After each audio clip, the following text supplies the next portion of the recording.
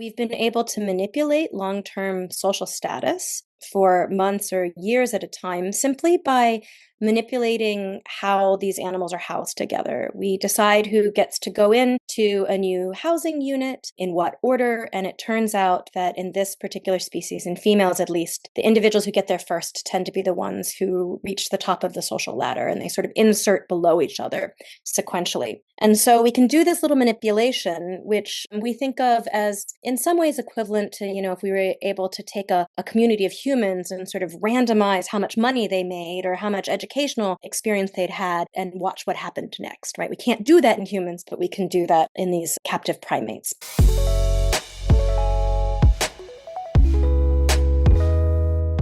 Welcome to the Stress Puzzle, where we explore the latest in stress science and consider how the science may translate to our daily lives or where we might have missing pieces for actually making that connection. I'm your host, Ryan Brown, and I'm a social health psychologist working with the Stress Measurement Network, which is a team funded by the National Institute on Aging and includes internationally recognized stress experts from UCSF, UCLA, and Yale. I'm so happy to share our second episode focusing on social status and health with you. Last month, we heard from Dr. Michael Marmot on human hierarchies in health, and today you'll hear from Dr. Jenny Tung. She's an evolutionary anthropologist and geneticist who discusses her intergenerational and experimental research showing how the social environment affects health and lifespan in non-human primates. I especially loved hearing about her creative methods to experiment with social hierarchies in her lab, and the very special experience of collaborating with other women who have previously led the Amboseli Baboon Research Project in Kenya. I hope you enjoy the episode. So I'm so excited to welcome Dr. Jenny Tung to the podcast today. Dr. Jenny Tung is the director of the Department of Primate Behavior and Evolution at the Max Planck Institute for Evolutionary Anthropology in Leipzig, Germany, and a professor of evolutionary anthropology and biology at Duke University. She co-directs the Amboseli Baboon Research Project, which started in 1971 and is one of the longest-running primate field sites in the world and located in Kenya. Dr. Tung investigates the genetic and genomic consequences of the social environment among baboons, rhesus macaques, and other social mammals. She's advanced the science on social determinants of health by adding DNA analyses to decades of behavioral observations in baboons to advance our lifespan understanding of social influences on health. And as we'll talk about today, she's really combined these lifespan studies with creative experimental methods that actually allow us to zoom in on causality between the social environment and health. And it's fitting that she was named a MacArthur Fellow in 2019 for the depth and translational importance of her research. Welcome, Dr. Tung. We're so excited you could join us all the way from Germany for this episode of The Stress Puzzle. Thanks very much, Ryan. I'm happy to be here. So just diving into the incredible opportunity of these lifespan longitudinal studies, I wonder if you can talk us through sort of what you found in these lifespan studies of non-human primates, social relationships and health that is particularly relevant for humans. And I found a lot of your work, especially on early life adversity and lifespan, to be incredibly compelling in how well it really matches up with the human data. Yeah, sure. So most of my work focuses on non-human primates, and I specifically am interested in non-human primates that have long lifespans like us, but maybe not quite as long, which helps in certain ways in research, and that develop long-term differentiated social relationships with each other. That is, these are animals that may be living cheek by jowl for years or even decades, who have their favorites and who have their frenemies and who have other individuals with whom they pretty routinely compete for the things that are good in life for a baboon. These types of social interactions are really obvious to any observer. I think even a casual observer, if they spent some time watching the species that I study, baboons in Kenya, I also study rhesus macaques in captivity, so two monkey species that are pretty closely related to humans, they would easily see, how a lot of what makes a difference to an animal's day-to-day experience is social. And in fact, it's those social interactions that we often find, I think many people, even people who go see animals at the zoo, find most compelling. They're compelling to us because they remind us of the things that make a difference in our own lives. What we've been able to do now, because we can watch them not only just for, a few minutes or a few hours, but for days and days on end, from birth till death, is to try and understand how those interactions compound to influence like big outcomes, like how long animals live. I mentioned that these are animals that are good models for humans because they live a long time and they're socially complex. But for example, the baboons that we study in Kenya live about, 20, 25 years at the longest. And so that's a long time, but it means that in the course of the field studies that we've been doing, which started in 1971, we've been able to watch actually many generations of the animals. So we can ask about what happens in early life and whether that has echoes, years or decades later, or even in what happens to their offspring. As you alluded to, what we found are some pretty striking parallels to humans. For instance, we now know that the biggest predictor of lifespan, at least that we've identified so far, is the quality of a baby baboon's early life, basically infancy and the first few years before they reach sort of reproductive maturation, before they reach full independence as an adult.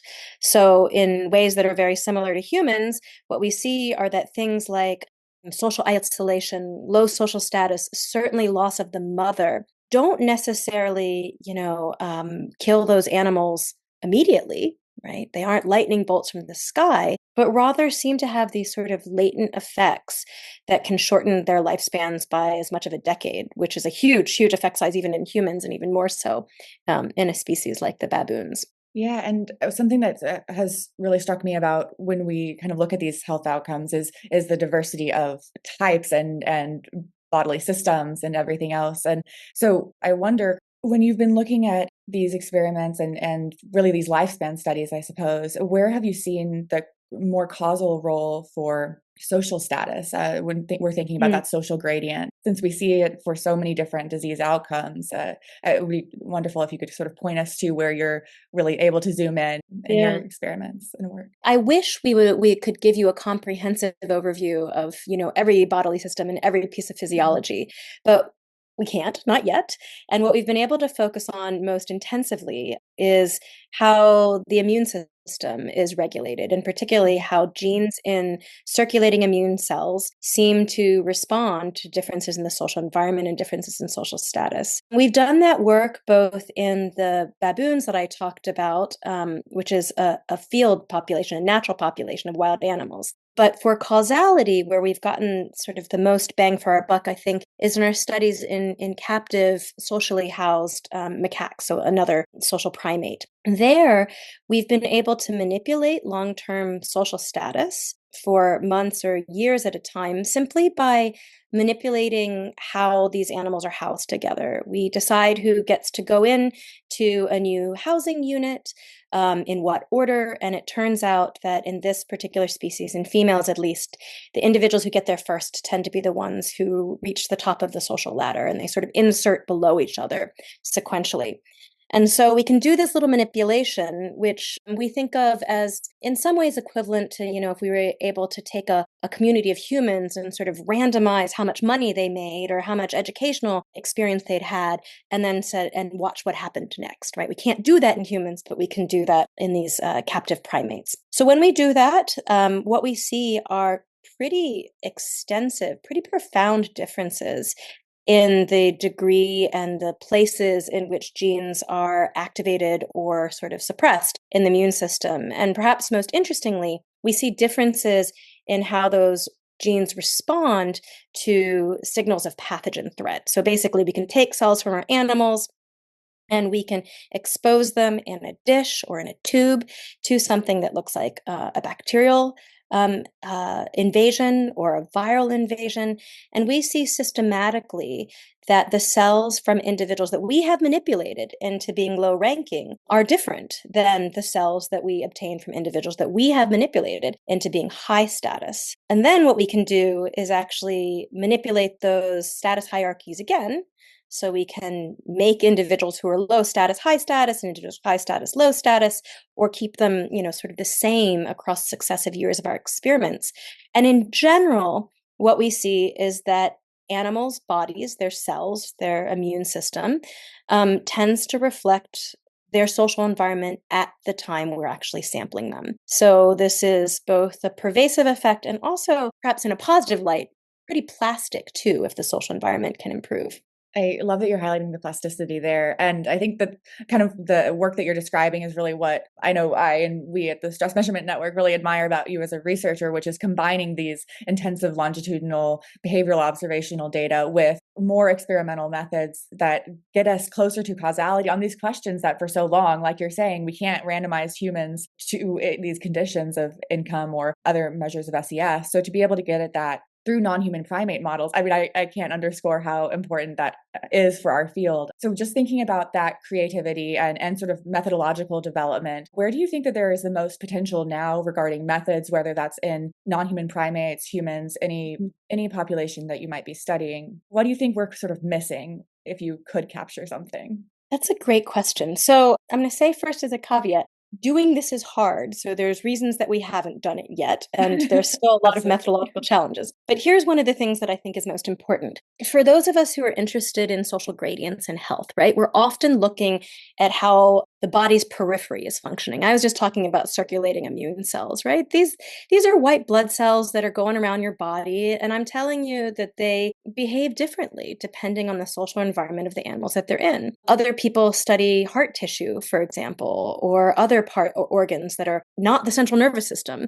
So that raises this natural question of how those cells or those tissues even know that they're in, an advantaged or disadvantaged person. In other fields, particularly social neuroscience, there's a great deal of effort going in now into understanding the regions of the brain and the particular neurons that sense social experience, whether that is social relationships or the absence of them, loneliness, or social hierarchy. And I think that work is really fascinating, but it often stops once those neurons are identified, which is hard enough as it is. And the question of how that sort of sensing and engaging experience in the central nervous system then connects to the periphery, I think, is one of the biggest questions for the field, right? We really want to be able to go soup to nuts from, individuals are in this sort of complex social stew and they're figuring out where they fall in that social milieu. And then somehow that is being translated to the rest of the body in a way that can either confer good health or that can confer poor health. And making that entire connection from top to bottom is a place that I think would really be beautiful to see in upcoming years. Absolutely. So the focus on sort of the communication sensory elements of it. And the other sort of piece of what you're saying there in that complex social stew, it makes me think about how when we think about, the early social environment, we would Mhm. love to have sort of be able to point to one single variable that really explains all of it, right? And then Yeah. be able to Yeah. intervene on it. Yeah. But a lot of your work has really emphasized that instead of one single pathway that explains something, we really have a lot more weak mediators than one single mediator of any of these pathways. And so, with that in mind, how do you think we should be studying these multiple weak mediators sort of moving forward? Yeah, I think that's such a good question. In a sense, I mean, what that conclusion in, for example, our work on baboons is I mean, is exactly the same conclusion that I think many people who've studied humans for a long time reached before us. Of course, in humans, you have this interpretive confound where maybe that's true, or maybe things are so complicated and interrelated that it looks like that might be going on, but we can't really rule it out. In the baboons, for example, when we're talking about early life, we tend to be thinking about sources of adversity or advantage that are relatively uncorrelated with each other. So that in principle would allow you to identify that one big thing if it exists. And so far we haven't found it. It's multiple ways. Adversity and advantage can happen in multiple ways through which it can emerge. I think it's quite important. You asked about going into the future. What do we do about that? I mean, one sort of boring answer, but I think a valuable one is, well, we keep on figuring out what those are, right? And we keep on seeing how they add together to either compound one another or mitigate one another. I mean, that feels very important work to do, even though it doesn't have the sort of sexiness of a single smoking gun. I think about research as our job is to explain what is actually happening in the real world, even if it's not what would be convenient for us.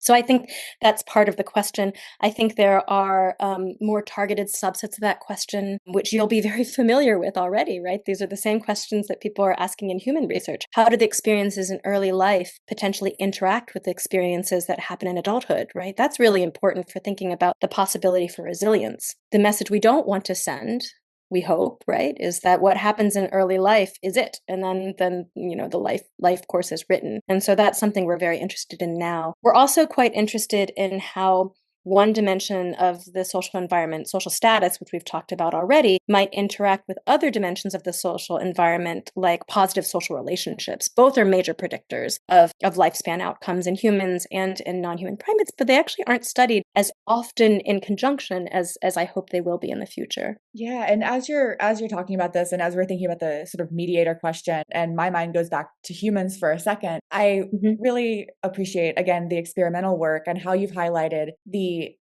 non-confounding of healthcare, of health behaviors, because that's a kind of another place Yeah. where the strength of the work that y'all are doing is really bringing us back something so valuable in human models, because it's so easy to point to disparities in access to healthcare or even land on individual blame in terms of health behaviors and things like that. And so to really be able to get away from that and focus in on the social environment in this way, and again, in those like tight experimental designs, I wonder what sort of, given the complications in human research, if you have any thoughts on what stronger inference and better data would look like for us. Yeah, that's a great question. Obviously, there are going to be advantages to experimental model work that can't be directly ported to humans. But I think there are maybe a few things that we could think about going in the future. I mean, of course, human researchers also have the benefit of huge sample sizes that we would never be able to marshal in the non-human work. So, there's you pick your poison, right? So, a couple of things that I think would be useful would be if there was more bridging between people who are interested in these questions in working in human populations with all the advantages and limitations of working with humans and people working in animal models, because that could lead to the generation of methodological toolkits that perhaps in the best case scenario can be deployed very much in parallel across humans and other animals, right? It'd be great if when we're, out there, for example, measuring stress hormones, that we're doing it in sort of a comparable way with sort of comparable samples where possible. Absolutely.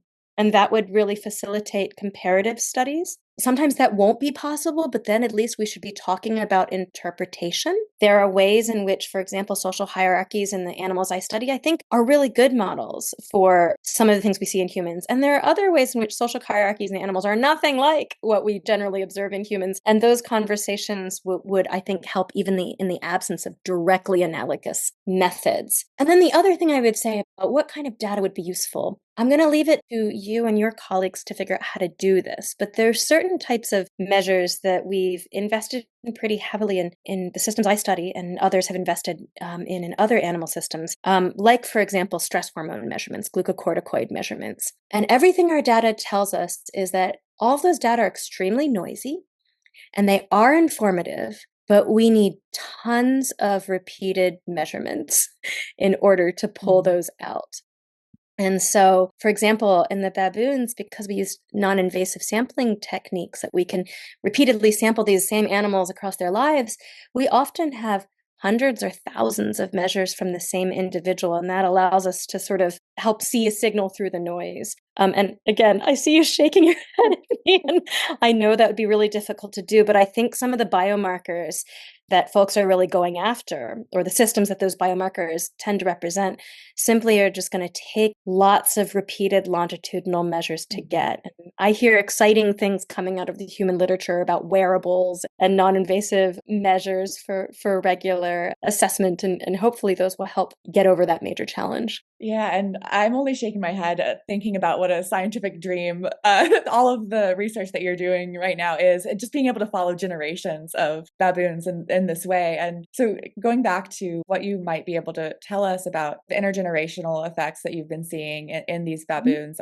related to the social environment, as we start wrapping up, focus a little bit Mhm. on the intergenerational side. Sure, sure. Yeah. So again, the animals that I like to study are animals that have a lot of similarities to us, including having offspring that are really dependent and need a lot of care and have to do a lot of learning from adults and their peers in order to be successful. And so that made it very likely to us that things that happen in one generation might sort of percolate to influence what happens subsequently. One of the clearest signatures that we see so far is that if we look at baboon mothers, baboon females, who experienced a lot of hardship early in their life, particularly something like losing their mother when they were at a crucial early stage in life, just in the first few years of life. Many of them managed to grow up and still have families of their own. But what we find is that their kids are less likely to make it through the juvenile stage. So they experience higher rates of offspring mortality than their peers who didn't lose their mothers early in life. And that's observable even if we take into account everything that happened to those potential offspring as well. So here we're seeing intergenerational effects that are separated by, again, years or even decades, where whatever killed that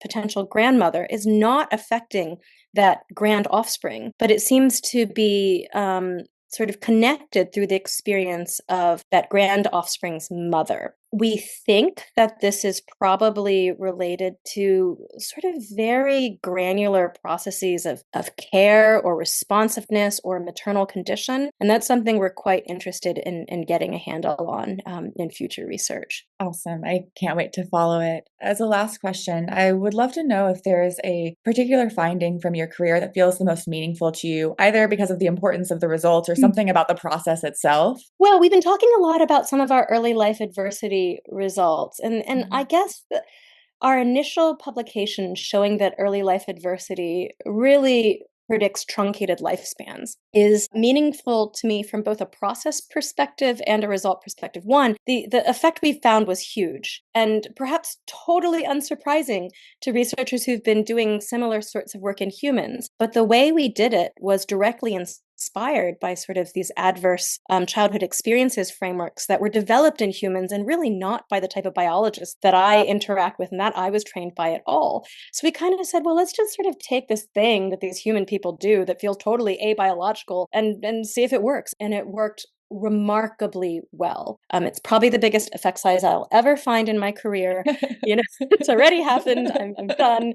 And it sort of helped catalyze a huge amount of work for us subsequently going, where is this coming from? I also had the chance to do that in really close collaboration with the other women who have led in both the past and the present this long-term field study, the Amboseli Baboon Research Project that we've been talking periodically about. Beth Archie at the University of Notre Dame, who's the other co-first author of that paper, and Susan Alberts, who's been working with the baboons really since the 80s, and Jean Altman, who founded the project in 1971 and sort of scouted out that landscape in the early 60s. I think that may be the only paper where the four of us are the authors. And so it was really special, both in the sense of thinking about generational life course processes in the baboons and being this kind of representation of this long-term collaboration, this long-term matrilineal collaboration that has meant a lot to me personally too. So yeah, that was a big one for me. Thank you for asking. That is beautiful. And to be able to draw that connection between the